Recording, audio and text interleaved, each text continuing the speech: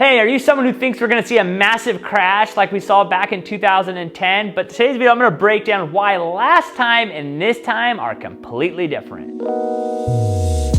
Hi, my name is Adam Schwarz, top real estate agent. If you're into real estate, especially buying and selling tips, make sure you hit that subscribe button because every single week I drop a video that helps you buy and sell real estate. On today's video, I'm gonna break down on the board why the last time we saw a house crash and what we're seeing now are completely different. What people need to realize, I've been saying this for years now, and definitely I know it because we push out a lot of content, so it's hard for us to fight this little world, but if I make terrible thumbnails that the world's crashing and the thumbnail is showing that the world's falling apart and the title says the world's falling apart and the market's crashing, I get way more views. But at the end of the day, that's why you have to pay attention to what you're actually reading. Don't just read the headlines, read what's out, because the job is to get you in the article because then they get paid. Big thing we saw last time was 8 million job losses. We have not seen job losses go up. We just had a report that comes out that came out yesterday showing that job growth is up, and that's what actually is, helping inflation, or aka hurting inflation, whatever you want to say, is like job growth is still there. Money is still there. We've actually seen an increase of jobs, right? Total jobs per house,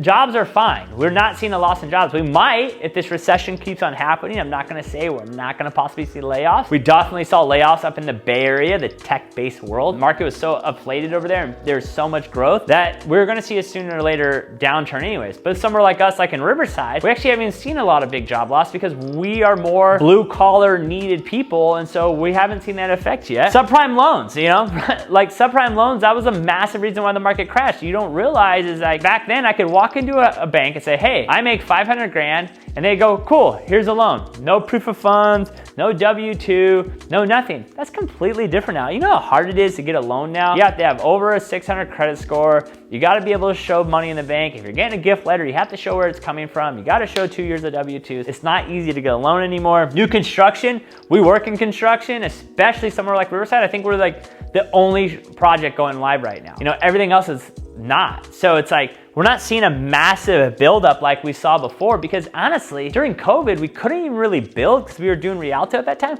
We couldn't get product. So like that product could have easily been done in like 4 months earlier, but because of COVID, we couldn't get fencing and wood and all those things. And those prices were skyrocketing so much and it was so in demand, we weren't able to build. So building's not out of control. You know what I mean? Inventory is still crazy low. Like right now we have less than 400 houses on the market in Riverside. The last time we saw a crash in Riverside, we had over 4,000. So 10 times where we're at right now. And in Riverside County, we had like 24,000 houses on the market, and like right now we have like 7,000. So it's like we're not even close to that. We don't even see foreclosures right now. We're not seeing, yes, people are saying, oh, foreclosures are up 300%. Well, the last 2 years we couldn't have foreclosures. So of course we're up 300% from last year. There's nothing we can do. That's the thing too. We're not gonna see mortgage defaults. We're not gonna see foreclosures. People still have equity, and yes, if you bought last year, you might be upside down on your mortgage, but just hold on to it. There's a lot of people that bought right before the last crash that sold this time and made a buttload of money. Just based on the numbers, we are not gonna see the crash for those reasons like we did last time.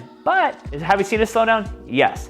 Are rates going up, controlled buying? Yes, because of affordability. But I bet you what, the second, we've already seen it. Rates are starting to go this way, and I think they're gonna keep going. Hopefully we're close to the low fives before the end of the year. The moment those rates go back to affordability, boom, the buyers are gonna start coming. We're already feeling it. And we're only, 3 weeks into January, and January is normally a slow month. And we are getting probably 2 to 3 showings a day on our new build project. And that's a good way for me to know, like, hey, you price the house right, you put it on the market, and it'll still sell in this current market. Trust me. Based on the numbers, we're not gonna see the last crash. I'd love to know your opinion. Comment below if you agree, disagree. And until next time, guys, peace.